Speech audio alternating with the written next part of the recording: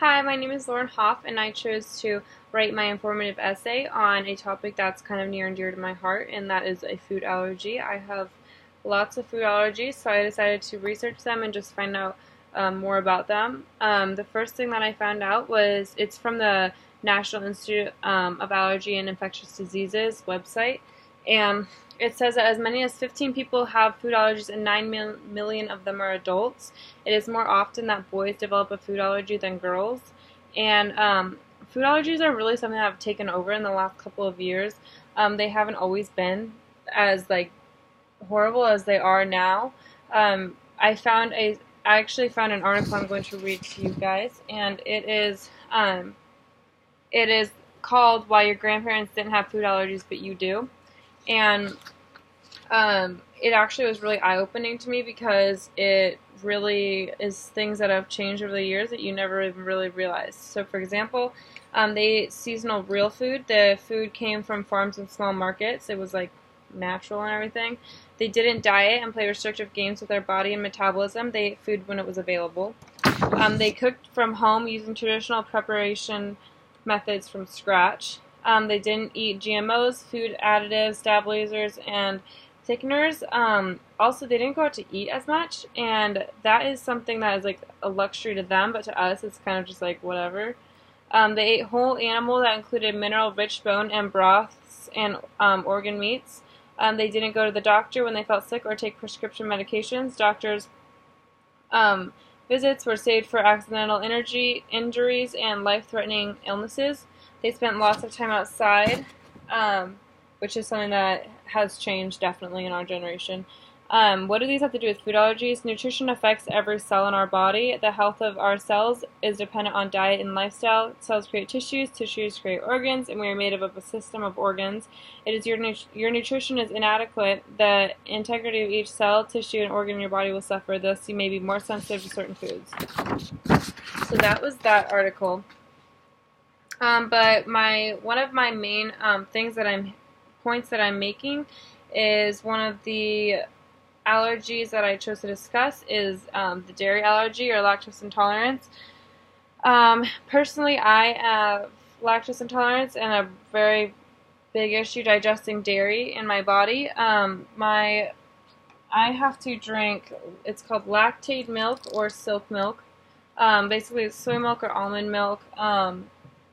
Because my body can't digest the dairy, or I have to take a dairy pill that looks like this. That will help my body just break down the dairy that went into it and everything. It's one of the most common allergies in the United States, and it's definitely taken a rise in the last several years. Basically, the dairy allergy occurs when the immune system mistakenly interprets the proteins in a dairy product as a harmful substance, thus causing bloating, gas, problems breathing, cold-like symptoms, everything.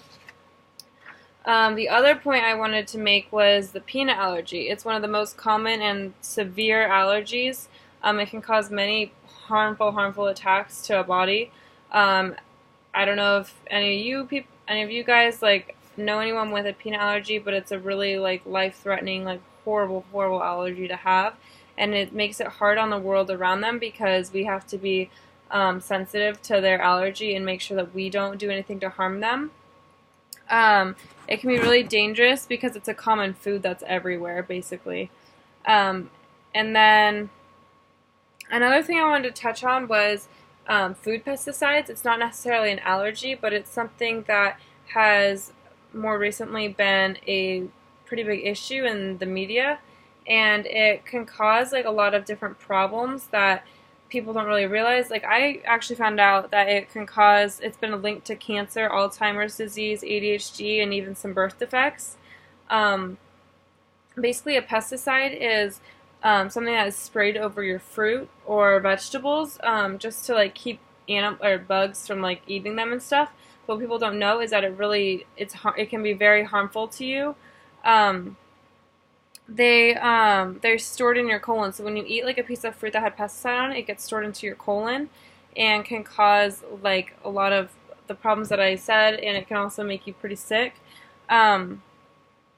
Yeah, so just when you eat your fruit, make sure to just wash it off really, really well, or even just buy the organic kind, because then you're better off just like it wasn't sprayed with as many harmful pesticides.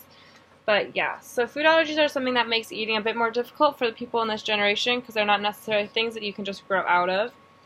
They have clearly changed since our grandparents' generation. Dairy is a rising allergy that causes much unhappiness, as learned from experience. And peanuts are a very scary allergy because they seem to overtake the world, and it's not always something a person can avoid coming in contact with. So I hope that my speech can be an inspiration to people about the problems with food today and the difficulties that they can cause. It's a larger issue than people would really like to address, but I would just hope that you guys will take into consideration not buying pesticide foods and just being sensitive to people with peanut allergies, dairy allergies, or really any food allergies. Thank you.